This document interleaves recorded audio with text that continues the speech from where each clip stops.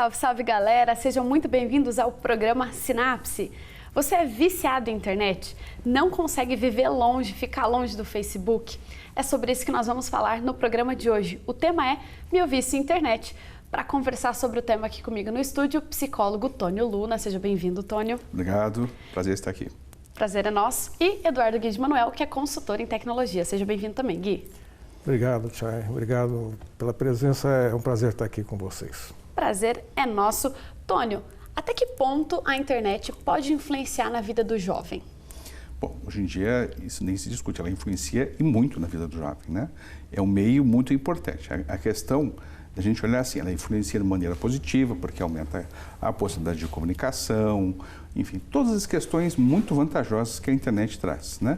Acelera, sobra espaço para poder se pensar sobre outras coisas, mas também tem as desvantagens, tem os transtornos em especial, aos quais a psicologia vai olhar com um pouco mais de atenção, ou seja, ela pode influenciar tanto positivamente como negativamente também. Sendo que uma questão bem importante é a gente pensar assim, a internet não é o vilão da história, né? Continua sendo o ser humano enfrentando os seus demônios interiores, né? São as coisas nossas que fazem, na interação com esse meio muito interessante, aparecerem coisas boas e coisas ruins.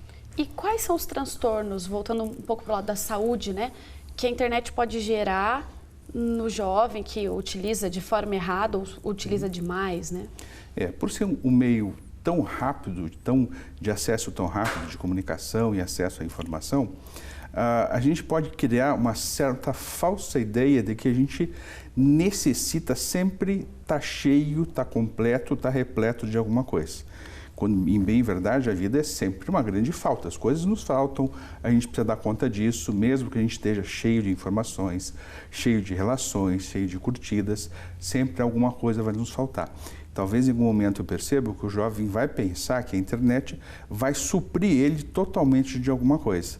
E exatamente esta falta, essa coisa na vida que não se resolve, mas que faz a gente seguir para frente, que se perde um pouquinho na questão da internet. A gente pode pensar, hoje em dia, existe um transtorno não catalogado, mas que é chamado de FOMO, que é o Fear of Missing Out, que assim, eu estou com medo que em algum lugar, alguma coisa mais importante do que está acontecendo aqui agora, está acontecendo e eu estou perdendo.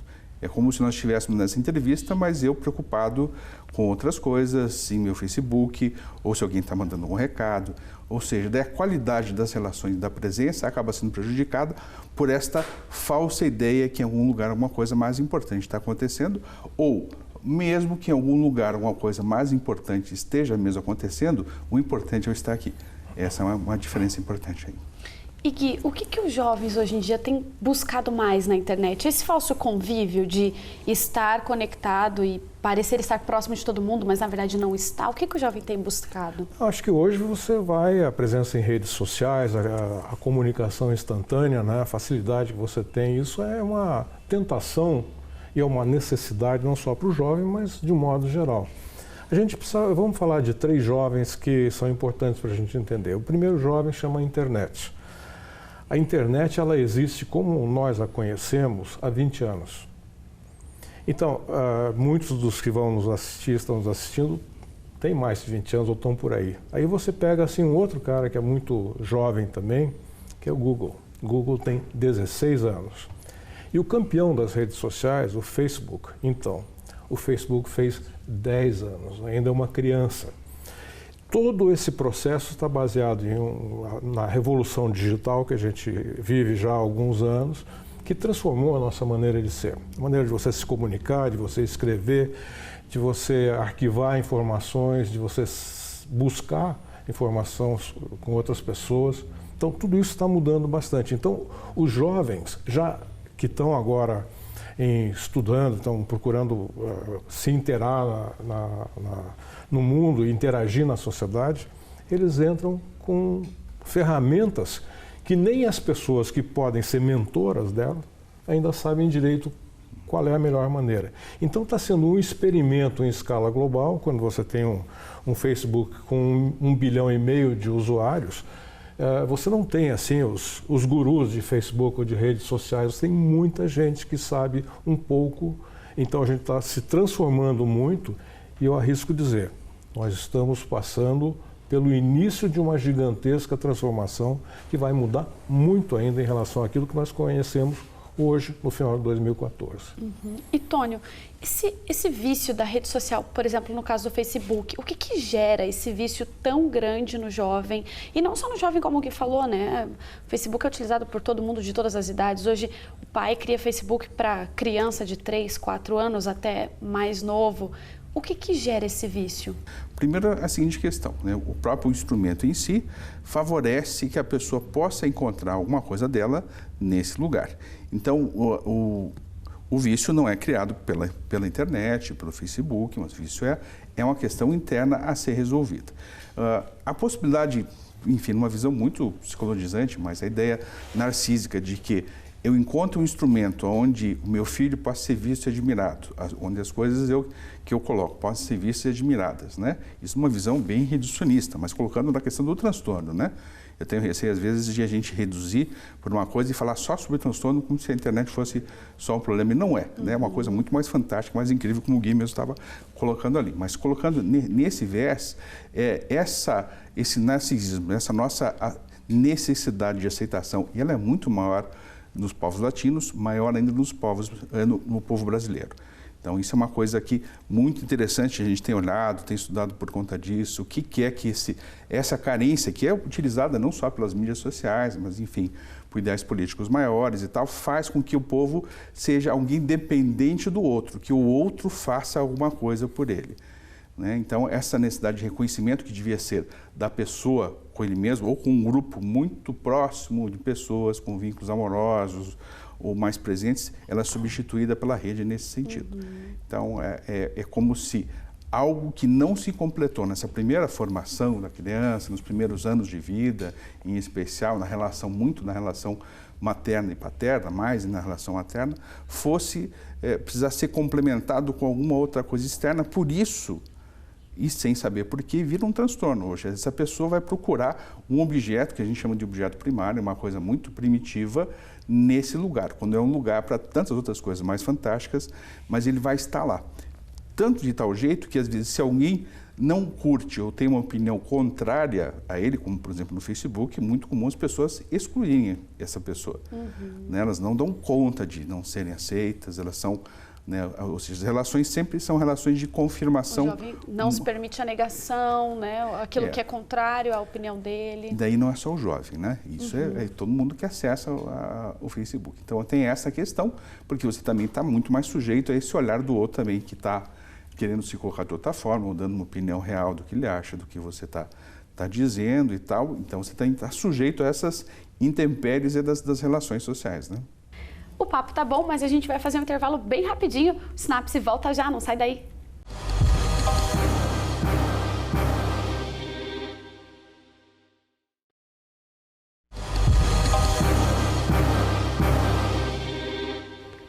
De volta com o programa Sinapse. O tema de hoje é Meu Vício é Internet. Aqui para debater conosco, o psicólogo Tônio Luna e o Eduardo Gui de Manuel, que é consultor em tecnologia.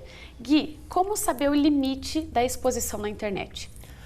Bom, o limite, cada um vai fixar o seu próprio limite. Você tem que saber organizar seu tempo. A gente tem um limite máximo, que são as 24 horas do dia. Você tem coisas básicas para fazer, comer, dormir, se locomover, socializar. Então você vai ter que criar uma agenda mais ou menos flexível, mas você não precisa necessariamente ficar escravo. O importante é o seguinte, assim como qualquer hábito que a gente tenha, a gente pode ser levado a excessos. A comida é um exemplo, as futilidades ou o excesso de estudo, o excesso de qualquer coisa em excesso, você acaba se prejudicando. A internet é uma coisa muito nova para a gente entender ainda exatamente esses limites, mas com certeza a gente pode se balizar por dados que existem no mundo sobre o número de horas diárias que as pessoas ficam conectadas e nós somos campeões mundiais, brasileiros são campeões mundiais e os jovens são campeões entre os campeões mundiais. Ficam muito tempo ainda, talvez, experimentando isso.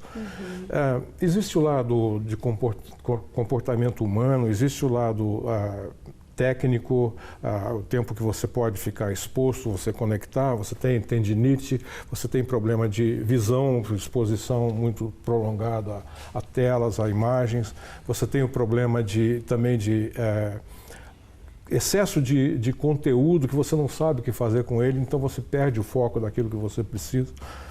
O que vale a pena pensar é o seguinte, como é que eu vou filtrar aquilo que eu preciso efetivamente usar? Você, por exemplo, se você tem um smartphone com 1.300.000 aplicativos à sua disposição, você chega a usar 100, pega o seu smartphone, o seu tablet, por exemplo, analise aqueles íconezinhos, todos os aplicativos que tem lá e vê quantos você não usa mais.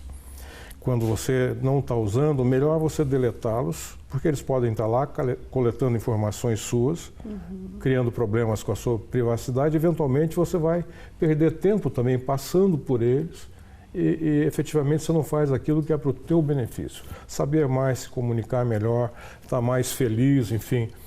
Então esse é um processo que não existe uma resposta pronta. É uma questão de autoavaliação principalmente e um senso de limites. A gente tem que aprender nisso, mas a gente ainda está engatinhando nesse processo. E sobre privacidade, Gui? Até que ponto eu posso compartilhar minha vida no Facebook, por exemplo? Não existe esse ponto, Chay. Todo mundo, as informações que você tem, por definição, elas não são privadas mais. Aquelas assim que você pode ter a obviedade da informação, você está postando na sua página do Facebook, por exemplo, coisas com todo mundo, e então qualquer um pode pegar aquela informação ou buscar depois que estão armazenadas. Você deve tomar precauções de preservação de senha, da sua identidade, os dados que você resolve compartilhar, enfim, mas é possível hoje, com a tecnologia que nós dispomos e com a própria arquitetura da internet, que com meios mais ou menos sofisticados se saiba tudo que a gente está fazendo, aonde a gente está, quando a gente fez. Então, é uma questão da gente fazer como a mesma coisa quando você está em casa. Você vai passar a tranca ou vai ligar o porteiro eletrônico. Quando você está parado num sinaleiro no carro, você também vai tomar cuidado. A bolsa fechada. É a mesma coisa, você tem que mudar a senha, evitar o uso de aplicativos, acesso a sites que não são recomendados, né? Fora isso, a interceptação das informações, daquilo que a gente usa pela internet, elas são disponíveis a qualquer hacker com algum nível de sofisticação. Não precisa ser de primeiro mundo, lá o que seja, não. A gente não está mais sob o manto de qualquer tipo de privacidade. E, Tônio, tem, por exemplo, alguns jovens que na vida real, no mundo real, digamos assim, são completamente anônimos. E aí, virtualmente, tem milhões de seguidores e são super famosos e super conhecidos. A gente cai nisso, naquilo que a gente estava falando anteriormente, por exemplo, do jovem ter uma necessidade de ser aceito, precisa sempre estar como centro da atenção e, de repente, usa a rede social para isso? Bom, primeiro a gente precisa conceitualizar a ideia do real. Né? O que é real? É como se o ambiente virtual não fosse real. Ele é um ambiente real e hoje em dia cada vez faz mais parte dessa realidade. Né? Então ele pode encontrar nesse instrumento, na internet, um espaço para poder, enfim, como a gente falou um pouco antes, a questão de exercitar o seu narcisismo e poder se suprir de algo que faltou muito primariamente e tal. Né? Mas essa é uma visão limitada de a gente poder olhar. Então, a gente pode pensar que alguns jovens, sim, que tiveram seus problemas atrás, enfim, na sua formação de época primária, vão precisar ter um suporte e vão encontrar nessa ferramenta algo muito legal. Mas, ao mesmo tempo, a gente não pode deixar de pensar em outras coisas. Quantas coisas legais essa pessoa postou que foi importante para outras pessoas pensarem e tal. Né? E pensando no viés artístico, assim, eu penso uma idealização da internet, mas olhando pela questão da arte, eu trabalho com teatro também, enfim, faço preparação de atores, eu penso assim, aquilo que é falado de verdade, e se aquilo é exposto de verdade, ela vai causar nas outras pessoas alguma coisa. Ela vai tocar as outras pessoas de uma certa forma. A questão ainda, enquanto aquilo que é exposto é muito lapidado para poder mostrar. né? Mas eu acho que as pessoas, eu vejo hoje em dia, tem pessoas muito interessantes que publicam coisas na internet que quase são uma exposição à sua intimidade, mas que nos causam sensações muito interessantes, nos tocam em coisas muito importantes também. Se aquilo é narcísico ou não é pouco importante. Eu acho que nesse momento, se a questão é uma questão social, nos causa um retorno e toca em alguma parte da nossa alma de uma forma bem importante. Certo. E olha só, existem pessoas que infelizmente sofrem também na internet com crimes, que acabam sendo, a figura, né, a imagem delas acabam sendo usadas por criminosos, sofrem com invasões de hackers. A gente fez uma reportagem bem bacana sobre isso, confira só. Todos os dias, bilhões de pessoas no mundo se conectam na internet. Facebook, Twitter, Instagram, e-mails. Tudo controlado e acessado com senhas particulares. Mas se até a presidente Dilma teve seus dados acessados e foi espionada pelo governo norte-americano, você acha mesmo que estamos seguros? Para a estudante Amanda Cristine Retsena, apesar de ser um meio para estudos e diversão, a internet pode oferecer muitos riscos. Eu acho que é bem perigoso, na verdade, e eu tento não utilizar redes públicas, a não ser aqui da faculdade, por exemplo, da universidade. E mesmo aqui eu fico com um pouco de medo, na verdade. E eu acho que hoje em dia tem muita facilidade. Você tem meios de se defender, mas existem muitos meios de pessoas fazerem coisas ruins, invadirem as suas coisas e liberarem na internet. Então, eu acho que ninguém está seguro na internet. O delegado Demétrios Gonzaga de Oliveira, responsável pelo Núcleo de Combate aos Cybercrimes de Curitiba, o NUCIMBER, afirma que desde o surgimento da internet existem ocorrências de crimes e a melhor forma de combate é a prevenção. Quando a gente trata das questões patrimoniais, nós dizemos sempre às vítimas que adotem a cautela de revestir os seus equipamentos com softwares de proteção, como são o caso dos pacotes de segurança que abrangem antivírus, firewall, anti-spam. São ferramentas que, digamos assim, dificultam na grande maioria dos casos a atuação dos criminosos. Evitar disponibilizar informações excessivas que permitam que o criminoso possa ter acesso a esses dados de uma forma muito cômoda. É importante também a questão da imagem, a proteção à imagem para quem está preocupado com a questão da falsa identidade e, além de tudo, com aqueles crimes de calúnia, injúria e difamação, que são os crimes contra a honra. Segundo dados do NUCIMBER, as principais ocorrências na internet são, em primeiro lugar, contra o patrimônio, em segundo lugar, contra a honra, falsa identidade, calúnia, injúria e difamação. E para se proteger, os cidadãos devem tomar alguns cuidados básicos. Nós chamamos a atenção dos pais que têm o hábito de dizer que não entendem nada de internet e nem querem saber, que eles comecem a repensar essa situação, comecem a entender como funciona a internet, como funcionam as comunidades de relacionamento, como funcionam essas salas de bate-papo online, para que eles possam estar acompanhando o que acontece. Não deve ser esquecido que se no aspecto criminal não se comunica uma prática delituosa, no aspecto civil, os pais acabam respondendo por isso. Adolescentes responderão em conformidade com o Estatuto da Criança e Adolescente, sofrendo, é claro, aquelas medidas socioeducativas visando coibir essas práticas, mas os pais, via de regra, em todo o território nacional, têm pago as ações de indenização por danos morais causados a terceiros. Gui, no caso, por exemplo, dessa superexposição e também, como o Dr. Demétrios falou, essa proteção que a própria internet oferece, né, o firewall, é suficiente? Não, ela é necessária. Suficiente nunca vai ser. Você sempre vai ter mais proteções, mas sempre você vai ter alguma coisa nova. Você vê que cada vez mais as crianças são submetidas a vacinas mesmo, aquela de espetar, né?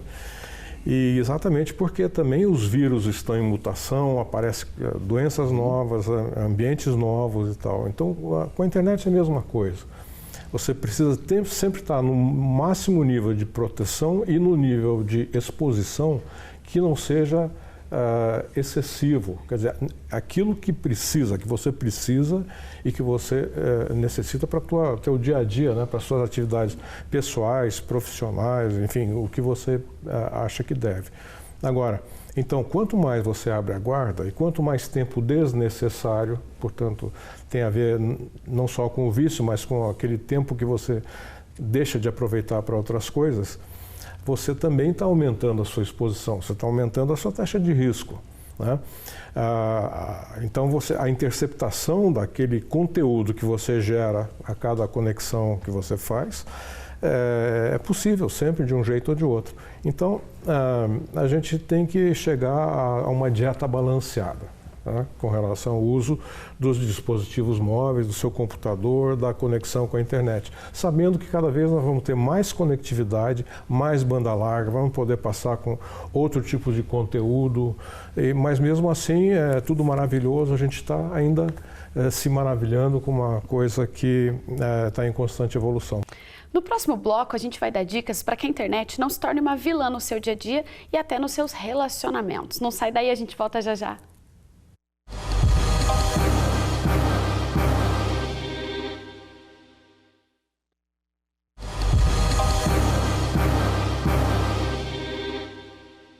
De volta com o programa Sinapse, você é viciado em internet? Esse é o nosso tema de hoje, meu vício é internet. Aqui no estúdio, o psicólogo Tônio Luna e o Eduardo Guide Manuel, que é consultor em tecnologia. Tônio, é possível afirmar que hoje nós estamos mais presentes nas relações virtuais do que nas sociais? Primeiro, uma ideia assim, o que é estar presente? Né? Pensando do ponto de vista neurológico, estar presente é estar com todos os sentidos ligados àquele ambiente físico onde você está. Então, de maneira geral, mesmo pessoalmente ou virtualmente, às vezes a gente está pouco presente. Pode ser que o ambiente virtual treine um pouco mais essa questão e nos faça, por incrível que pareça, às vezes estar mais presentes numa relação virtual e focada do que até presencialmente. Um grande exercício humano é esta questão da qualidade de presença, de estar conseguindo estar presente em um lugar, se despreocupando, se desligando de outras coisas, de outros pensamentos. Então, é relativo dizer assim, a gente está mais presente em um lugar do que no outro. Presente mesmo, quando a gente está presente, a gente tem uma série de inundações corporais de hormônios muito confortáveis, de coisas muito gostosas que acontecem no nosso corpo quando a gente consegue estar presente de verdade. Se o meio virtual causa isso, ou se nas relações pessoais isso acontece, é uma flutuação. E no break a gente estava falando sobre mudanças mentais que acontecem por conta do acesso à internet, de estar presente, né, na internet. Explica um pouquinho para a gente isso, Tônio. O fato de você estar em frente a uma tela, lendo, por exemplo, um texto numa tela, e todas as outras possibilidades que aquela tela tem, ou seja, você pode ver o e-mail, você pode ver o seu editor de texto, você pode ver os seus joguinhos, você pode ver o seu editor de imagens, você pode fazer uma série de coisas. Mesmo que você não esteja fazendo isso, faz com que você se distraia de uma certa forma e fique focando um tanto quanto naquelas outras tantas possibilidades. Então, isso faz com que, de uma certa forma, o uso do computador, e em especial na internet, crie relações mais rápidas, ou seja, relações neuronais mais rápidas, mas mais superficiais, ou seja, que a gente perca a capacidade de crítica e de juízo, que a gente consiga ler poucas linhas, muito menos linhas do que talvez alguém que se dedique mais a ler livros escritos ou softwares ou aparelhos que possam favorecer essa questão. Ou seja, as relações, a forma de você poder olhar o mundo e fazer a crítica, ela é mais superficial. Essa é uma possibilidade muito grande na questão do olhar para a internet. E olha só, a medicina já tem se preocupado, por exemplo, em criar tratamentos para dependentes da internet. Acompanhe só no Entre Aspas.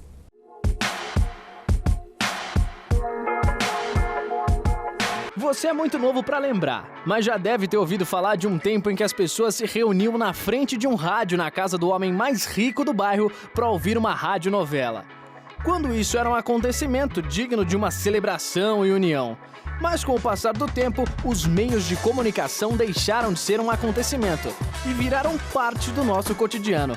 Em alguns casos nem parte, mas vira a vida da pessoa. O que antes era sinal de celebração e união se torna um componente que distancia você da pessoa que está do seu lado. A cada dia somos mais dependentes dos smartphones e seus acessórios, com lembretes de e-mail, calendário, localização. E agora a Apple criou um relógio com sensores que vai medir sua saúde. O Google, óculos que vão gravar tudo que você vê.